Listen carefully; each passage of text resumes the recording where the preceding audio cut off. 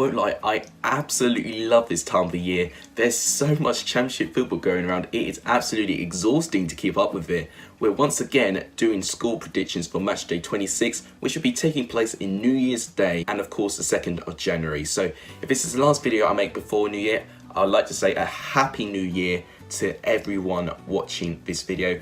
And to wrap up 2019 and in fact the whole football season as a decade as a whole, what has been your favourite moment that your club has accomplished in the last 10 years? For me being a Chelsea fan, I just cannot look past our Champions League win over Bayern Munich. We were lucky as hell to get there in the first place, but to beat Bayern Munich at their home stadium as well on penalties, I couldn't watch the penalties. I was so nervous at the time. I was a little bit young as well, but you rarely get the moment to say that your team has won the Champions League.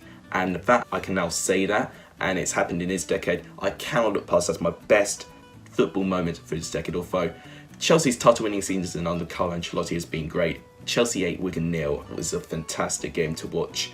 But obviously, as the EFL has been some many good moments over the decade. We had some very dramatic playoff wins. More recently this year, you had Derby being the first team from managing to win a playoff semi-final after being behind away from home. You had Huddersfield Town knocking out Sheffield Wednesday and Reading respectively in their playoff legs by penalties. We've had some really big scorelines as well in the Championship. One of the earlier ones was Leeds 4, Preston 6. I mean, I don't remember watching this game because honestly I was still getting into football in the Premier League at that time, but it was a very crazy game and it'll be difficult for you to believe that Preston were relegated in that season. But even more or less recently, what about last weekend? Birmingham 4, Leeds 5. What a result that was for Leeds United. It was an unbelievable game. I couldn't really look at any other game. My eyes were glued to this one game. It was absolutely entertaining to watch. A real privilege. Two teams really giving it a fight and throwing defence out the window completely and going all out attack, which is why I love the Championship so much. Also, before we move on to my score predictions for Matchday 26, let me know in the comments down below, what did you make of your team's performance? What was the goal of this weekend? What was the result of the weekend? And who's the player of this weekend? I'll let you know my player of the weekend, goal of the weekend, and my result of the weekend near around the end of the video. Now, in terms of the score predictions from last week, I'm in an unusual situation here. We have 2 comments getting more for 1 correct prediction. Both doing better for me because I only got 1 correct prediction last weekend, which was the Sheffield Wednesday and Cardiff game, which I'm glad to say that neither of these comments actually got correct either, so I'm quite proud that I got that. Gooner Guy and Dark Knight 12, well done. Your comments and your predictions are going to be on the screen right now, but the one who gets the shout out is going to be the one that gets the most correct predictions, and by 1 goal in it. Gooner Guy, you got 3 correct predictions. Dark Knight, you got 2. So it'll be Gooner Guy once again that'll be getting the shout out. And this was the competitiveness that I was really looking for in terms of these shout outs. Quite entertaining for me to see actually. You both did better than me, so well done for that. But I'm determined to beat all of you again so I can get as many correct predictions as I can this weekend. I'm feeling very confident-ish. But without any further ado, we've got some more games to cover in the next couple of days. So let's go through Matchday 26 of the Championship and wrap up 2019 and start 2020. So the first game of the EFL that will be happening in New Year is Millwall versus Luton Town. Both of these sides in very contrasting positions. Millwall had a fantastic win last weekend against Brentford. They were at home, but I thought Brentford, being in a really strong run of form, were going to take a game to Millwall. It wasn't even really that big of a game. It was quite a cagey affair, I thought. I think Brentford were quite restricted from their quality, and Millwall only got ahead by a complete mishap by Raya in Brentford's goal, and O'Brien managed to turn the game on their side, and that's how Millwall managed to win. Just moments like this could really mean a big difference. Luton Town, they had a very disappointing defeat against Bristol City, who they did beat at Kenilworth Road last time, but at Ashton Gate, Luton were completely turned over. Bristol City, having lost 4 games in a row, they know they needed a response, and they did so with some considerable style as well. They were absolutely terrific. Andres Weimann, once again, a fantastic performance on his part. I could see this game being actually quite close, but not a great stat for Luton to know is that they've lost their last 8 away games in a row. So their away form has been a big contribution to why they've slumped down the table. They've only picked up, I think, only 1 or 2 away wins so far this season. Millwall, I think at the Den, they've really made it a very intimidating place to go to, and I have to agree with that. With a good team like Brentford, Brentford really struggled to get any sort of control and dynamic. Millwall were very direct and Brentford couldn't deal with it. So I think with this game, I think Millwall will win by 2-0. I don't think there'll be a lot in it. I think Luton will scare Millwall a couple of times, maybe, I don't know, have a few penalty appeals, but I think Millwall, they're a really aggressive side. They play on the counter-attack. They're really good with set pieces as well and corners. I think Millwall will be able to deal with Luton's defence because it's the poorest defence record in the whole championship, the poorest away record in the championship. So I can't look nothing else than Millwall getting a 2-0 win. Next up, we have Nottingham Forest versus Blackburn. So Nottingham Forest, they narrowly managed to squeeze past Wigan Athletic, although you could say they were quite fortunate with this win. Wigan, I thought, for most of that game, had the right mindset, they had the right tactic. They really did put Nottingham Forest under pressure. But Nottingham Forest managed to score by Figueroa, I think that's how you say his name, from heading a corner. And it was Wigan just switching off at the wrong moment. But Nottingham Forest are lucky to walk with all 3 points after Wigan managed to win a penalty very late on in the game. But Josh Windass struck a very poor penalty, which Bryce Samba made a very easy save for in the end. So quite fortunate on Nottingham Forest pass to get a win, and it is 2 wins out of 2 now for Nottingham Forest. So maybe they could use this win to try and shift a bit of momentum and get a good run of form. With Blackburn, they had a defeat, their first defeat for a very long time, over 8 games.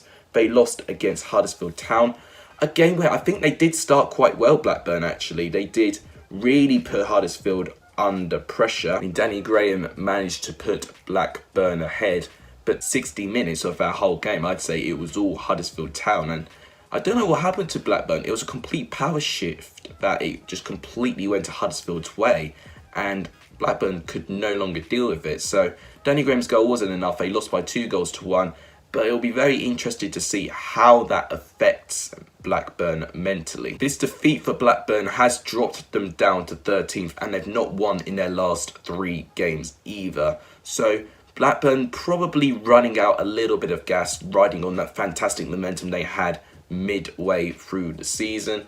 With Nottingham Forest, I mean, with those 2 wins in a row, they are quite firmly placed in the playoffs with 39 points, obviously with a game in hand as well. If they win that game in hand against Reading, they would actually be on 42 points joint with Fulham. So Forest could be in quite a good position in cementing their place in the playoffs. But they are facing a really tough Blackburn side who can pull off a surprise.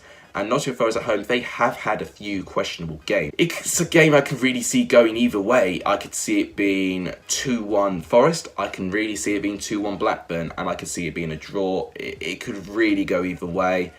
I'm going to make my final decision and say that this will be a draw. So I think it'll be a 1-1 draw. I don't think either of these sides are going to get an edge. I think they'll both go for it, definitely. I think they've both got the squads for it. But I think it'll be a 1-1 draw in the end of this game. So now we have Preston versus Middlesbrough. Now Preston, what on earth happened to you last game?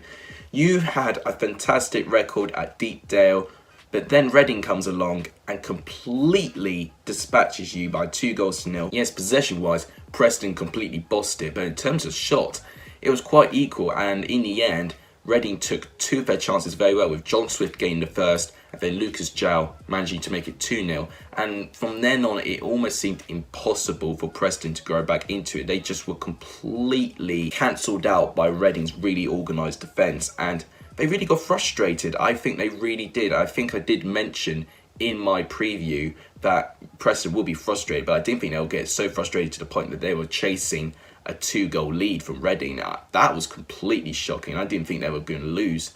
But They did, and I have to say Reading are a real bogey team to Preston, and I did say it, which is why I didn't think that Preston will win. A little bit of a surprise freak game for Preston, but they do have a chance, but they do face a Middlesbrough side who have won 3 games in a row. Jonathan Woodgate has almost found the winning formula, I think. I think if he can get a fantastic result against Preston, I'd say that Middlesbrough will probably start winning some more games now. I mean, in my mid-season predictions, I thought that they were going to have a really good run of form, but then drop down again. There's qualities in this Middlesbrough squad that say that this side shouldn't be slowing down. They had a fantastic 2-0 away victory against West Brom, their first away win of the season, signalling West Brom's first home defeat of the season. You just can't write this stuff, which is why I love the Championship. Daniel Ayala managed to score the first one. He headed the ball in. But then Ashley Fletcher, take a bow, oh my word. He from about, I'd say even over 25 yards out, I'd say 30 yards out, hit a fantastic shot and it went past Sam Johnston completely. It's so mind-blowing, I can't explain it. It was an absolute perfection. He could not have struck the ball better. It was so mind-blowing. It was just another firework in the many fireworks we had in all these Championship games last week. But Preston Middlesbrough, I do think that this game will be a little bit of a quieter game. I'd say Preston, I think, will try and keep Middlesbrough quiet because they do have a lot of it. I think Ashley Fletcher is going to be full of confidence, and I think the team overall is going to offer a lot of energy and desire. Last time these two sides played against each other, it was a 1-1 draw at the Riverside with Preston going ahead, but Middlesbrough did well with Asombalonga managing to equalise for them. I think this will be really tight, and it will be a real test if Preston could recover. I'd say if they don't win this game, I'd say Preston will not get promoted or in the playoffs. Now, that's quite a statement for me to say, but they need to keep winning these games to try and get into the playoff fight. And if they start losing, then they're going to lose ground again. I think Preston will edge this game by 2-1, but it's really, really on the edge because I think Middlesbrough could really give Preston a game with their fantastic run of form. I don't know, Preston's a weird side. You tend to get strong performers. They had a freak game against Reading, I'd say, but normally they do tend to do well with teams that they have a pretty strong record with. So I'll say 2-1 Preston, but that is on the edge. It really could go either way. And next up, we have Queen's Park Rangers going against Cardiff. Queen's Park Rangers obviously lost last weekend against Hull City. And for me, I think Queen's Park Rangers were the better side for the majority of that game. But Hull City, which is really, really clinical and actually just outshone Queen's Park Rangers in terms of their quality. Elias Chair managed to put Queen's Park Rangers ahead. But then George Honeyman, which has been a player I'd actually expected to see more of. I was surprised I've not seen Honeyman that much because last year at Sunderland, he was really, really good. One of the best League One players last year, in my opinion. So that was 1-1. And then Hull got the edge after Jared Bowen once again managed to deliver a fantastic free kick. With Jackson Irvine managed to receive it in the 89th minute to win by 2-1. Absolute heartbreak for Queen's Park Rangers because I thought they played quite well in this game and really did put Queen's Park Rangers under pressure. Obviously, Cardiff managed to beat Sheffield Wednesday by 2-1. They were terrific in the first 20 minutes of that game, Cardiff. They really forced Sheffield Wednesday in a pretty impossible position that they'd never really find themselves. They conceded 2 very quick goals in the first 10 minutes of the game. Glatzel managed to get enough control to score the first one, and then Junior Hoylett managed to make it 2-0 within 8 minutes. Tom Lees managed to try and get Sheffield Wednesday back into it to make it 2-1, but it stayed that scoreline for the rest of the 70 minutes, which you've got to thank Cardiff's tough defence.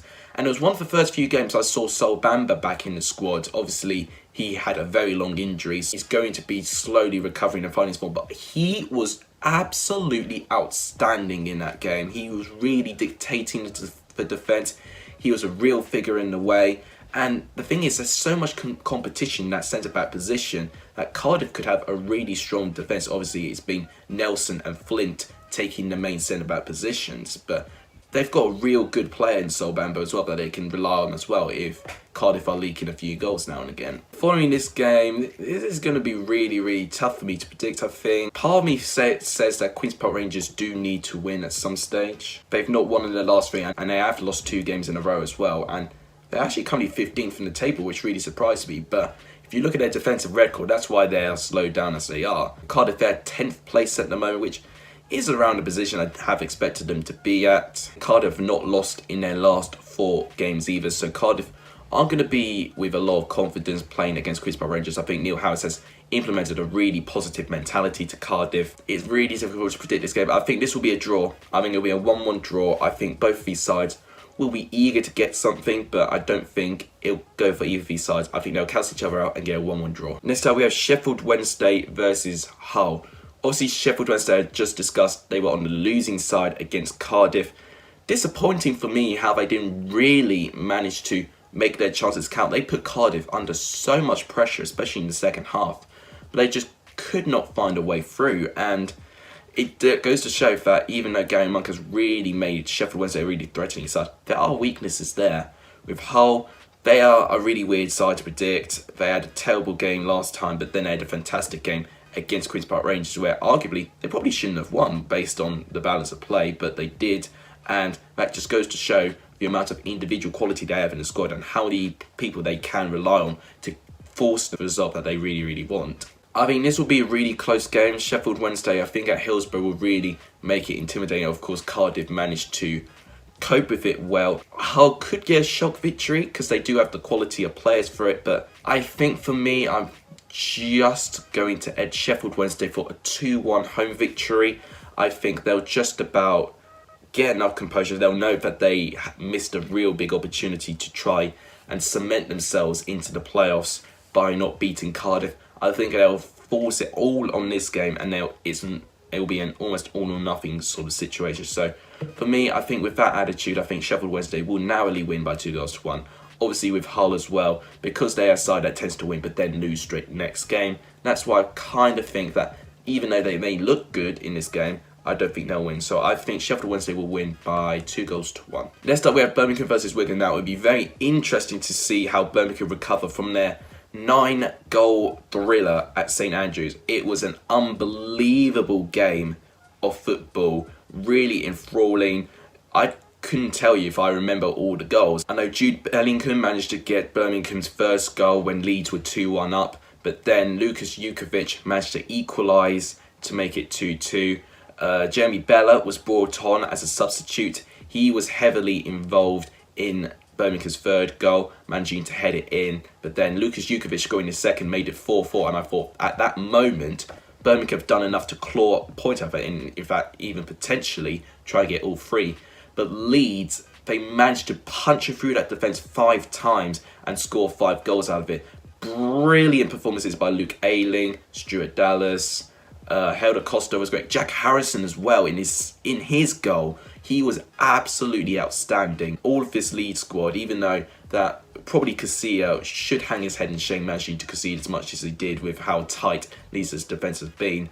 It was a brilliant game overall, and with Birmingham, it's going to be interesting whether they recover in it, especially with Wes Harding. He got the own goal that managed to edge Leeds the victory. I'll be very interested to know if he starts in this game. Obviously, we're going to briefly discuss, they were great against Nottingham Forest. Don't get me wrong, they were great, but they just do not seem to have the ability to put the ball in the net, even though they may be less than 5 yards out. They just cannot seem to do it at the moment, and I think it's a lack of confidence, even though that Paul Cook has set them out in a way that do look like an attractive side to play.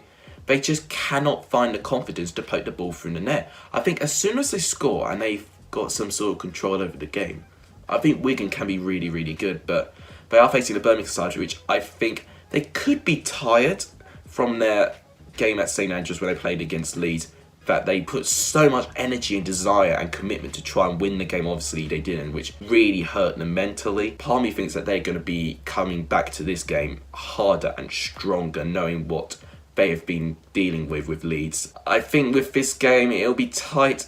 I could even see this game being a 0-0 draw with Birmingham simply running out of goals and Wigan just not being able to score away from home. And I'm going to predict that, actually. I'm going to predict a 0-0 draw. A bit of a gamble, I think. I mean, Birmingham may be low on confidence knowing of what they've done, but they shouldn't be because they had a fantastic performance against Leeds. But part of me thinks that they're probably not going to be as energised as they were.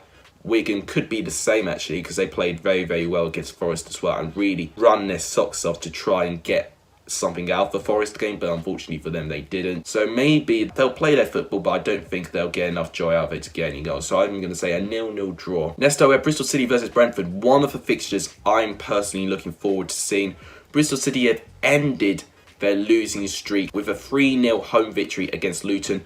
They were on a completely different class with Luton. They were absolutely outstanding for me. It was like everything that went right just went right for them, with Watkins scoring very early on. Then Jeju scored a penalty. Was thinking it may not have been a penalty, but then I think, yeah, it should be a penalty. And then Andres Weimann, I said he had a fantastic performance. He was the one that scored the third goal for Bristol City. And they had a fantastic performance against Luton. They really blew Luton away. But they faced a Brentford side who were in good run of form, but honestly, they lost against Millwall, and I think they really shouldn't have, because it was a mistake by Weah. It could affect them mentally, but I think Thomas Frank will have none of it. I think he knows deep down that he wants this side to have a chance to be promoted. Last ever season at Griffin Park, it'll be such a fitting tribute to start the decade with Brentford in the Premier League. It would be absolute scenes if they get up there, because I think they have a really positive style of football.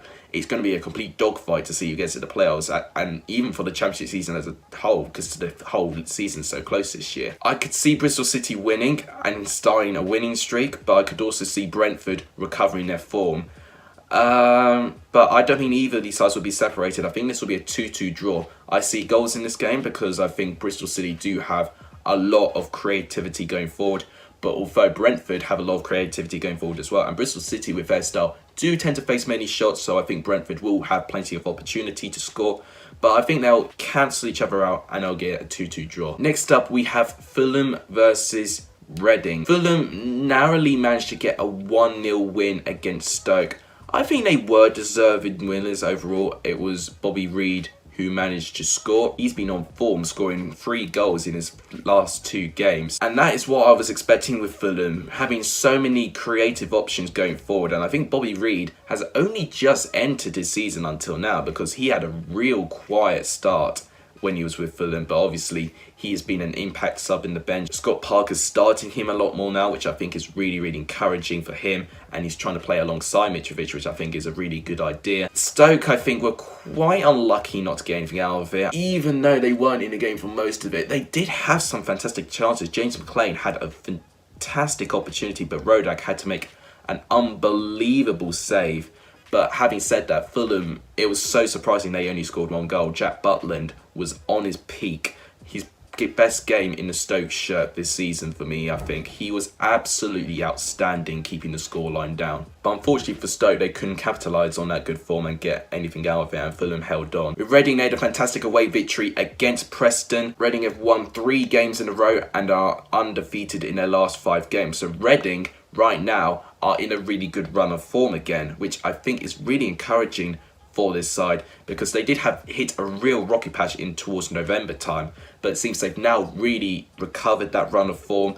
And you've got to give plaudits to Mark Bowen. I mean, leading up to his appointment, I wasn't sure about him, but he really has proved me wrong, and I think proved a lot of people wrong, that he can do it with Reading. And actually, Reading are playing with a lot of positivity, and they really did that against Preston. They forced a lot of shots with Preston, actually. Even though they didn't have the ball a lot, they allowed Preston to have a lot of the possession, but waste their energy on that. But they were really, really lethal on the counter, and they were really, really threatening going forward. I could see them doing a similar game plan against Fulham as well, because Fulham do like to keep the ball as well. They are another very possession-based side, and especially with their leaky defence, Reading could try and exploit that. I am really tempted to say Reading will win by 2-1 because I think they really can do it. But the realist in me thinks that Fulham are going to be too strong for Reading, And even though they had a good win, there's no guarantee Reading will be able to do the same. They'll be confident, sure, but I don't think they'll do the same. I'm going to switch here as a 2-1 home victory for Fulham. Next up is Huddersfield versus Stoke. This game last time was a really dramatic game. It was 24th versus 23rd, and it was the side in 23rd that managed to get the 1-0 away victory, which was Huddersfield Town. And it was, I think, if I'm saying right, it was their second game under Danny Cowley, their first away game, definitely, with Danny Cowley in charge. At that moment, we thought Danny Cowley were going to really put Huddersfield away from danger. But that's encouraging because they did manage to get a fantastic 2-1 win against Blackburn. Stankovic managed to equalise for Huddersfield Town, but Steve Mounier scores an absolute rocket from about 20 yards out. It wasn't a special, it was actually Fletcher's, but it was still a fantastic goal with fantastic technique. It was brilliant. They go to a Stoke side which under Michael O'Neill has had a few okay games, but they've had a few dodgy games in there as well. They're 21st at the moment, Stoke, so they're only just above the relegation zone. They've had 3 defeats in the last 6, but with 2 wins in the last 6 as well. So they're looking to be quite an inconsistent side. I think Huddersfield will be threatening being at home as well. They had a fantastic home game against Blackburn, of course, as I said. Stoke away as well. They've lost their last 3 away games in a row. So I think it'll be 4, and I think Huddersfield will win by 1-0 again. I think there won't be many goals in this game. I think Stoke will try, and I think they will try and get past Grabber and goal, but I think Huddersfield will nick it and they'll get a 1-0 home victory. Then probably the fixture I am really excited to see, it's West Brom versus Leeds. It'll be very interesting to see how West Brom respond to their first home defeat against Middlesbrough. It was a game where West Brom were just simply not good enough. I mean, they did have some quality moments in there, but going forward and going for goal, West Brom looked really flat and actually barely troubled Middlesbrough at all. Pears had to make a couple of saves, but it wasn't anything else too challenging and technical for him. With Leeds, obviously, they had a dramatic 9-goal thriller with a 5-4 away victory against Birmingham. Part of me thinks that Leeds are going to be very, very exhausted getting into this game, but brilliant individual performance. Ayling's goal was fantastic. Jack Harris's goal was absolutely fantastic as well. Both of those goals, I think, were the standout goals. They were like really amazing to see as a neutral. Part of me thinks because they're 2 sides right at the top of the table, it'll be a very cagey game, and I can see that happening. Obviously, Leeds are the one side that have actually beaten West Brom so far this season. Obviously, Middlesbrough now being the second side. Leeds can potentially do the double over West Brom because I think away from home, Leeds are a really dangerous side. And thinking back to the last time they played each other, Leeds, I thought, did very, very well, scoring first. And they did really well to keep West Brom out. West Brom were really, really left frustrated, and they couldn't believe that they couldn't score a goal because they had countless chances, but Casilla, I think, had a fantastic game in the goal. This game, though, it's really difficult for me. It really could go either way. I think for me, I'm going to edge West Brom in this one, and I'm going to say a 2-1 home victory. Leeds have had a few more questionable games than West Brom have. They've been more consistent, even though Leeds are the side now leading after Christmas, leading up to the new year. We'll see which side gets first place as soon as it turns to 2020. For me, it'll be West Brom, but we'll see what happens on New Year's Day. So I'm going to say a 2-1 home victory to West Brom. Next up, we have Derby versus Barnsley. Last time these sides played each other, it was a really, really close game. And I say Barnsley were very, very unlucky that they didn't manage to win in the end because they had some fantastic chances, but they were put in a very unfortunate position with Derby being 2-1 up. But I remember it well. I think it was Corley Woodrow who managed to score in the 95th or maybe even the 98th minute of the game to make it 2-2 at Oakwell, and the whole place went absolutely mad. Obviously, Derby at home had been a side that had been quite consistent at home, but then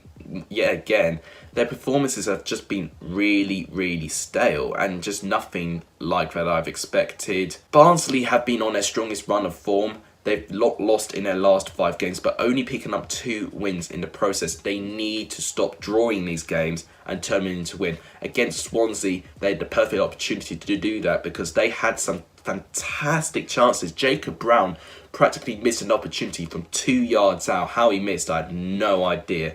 Swansea did have chances as well, actually, don't get me wrong. Barnsley were put under pressure quite a bit of the time. But overall, I'd say that Barnsley probably should have won the game based on the chances. I can see Derby winning this game, being at home. Barnsley may get something, but I think for the fact that Barnsley have been drawing so much, I'm going to go for another draw. I'm going to say this will be a 1-1 draw this time. I think both these sides will have something going forward, but overall there won't be a clinical edge and a clinical winner. So I think it will be a 1-1 draw. And the final game, obviously being the second Thursday game, Swansea versus Charlton. Swansea have just been a side that you just can't put your finger about. They had a fantastic start, then they've literally lost their handles, then they've looked like they've gone on the rise again, but then once again they just don't look all that convincing. Charlton have been a side that they've horrendous winless streak, they've broken it, which was really, really good for them. Last time these two sides played each other, Swansea narrowly got a 2-1 away victory, and Swansea were one of the few sides in the earlier stages of the season that actually managed to beat Charlton away from home, because Charlton at that time were really sailing high and were proving to make the Valley a very difficult place for teams to go to. But at the Liberty, Swansea have not played their best, but Charlton away from home, I think lately have just not been the same. I think with all of that considered, I'm going to say that this game will end as a 1-0 home victory to Swansea. Swansea will have chances. I think the quality they have in Andre Ayew, I think, may be the difference. And I think Swansea would just about edge Charlton by 1-0, but I think it'll be a very close game. But anyway, guys, these were my predictions for Matchday 26 of the Championship. Do you agree with me? Let me know in the comments down below. This is what the table would look like if all of my score predictions came true. Make sure you leave your score predictions in the comments down below just before the kickoff starts, so you have a chance of a shout out and entering Alexa's Hall of Fame. This is Alexa's Hall of Fame now, but I think that wraps it up for 2019 and this video. So thank you guys so much for watching me this year. I hope we're going to do the same as we get to 2020. Thank you guys so much for watching. You guys are legendary if you saw the end of this video. And as always, goodbye 2019 and goodbye to you all, and take care.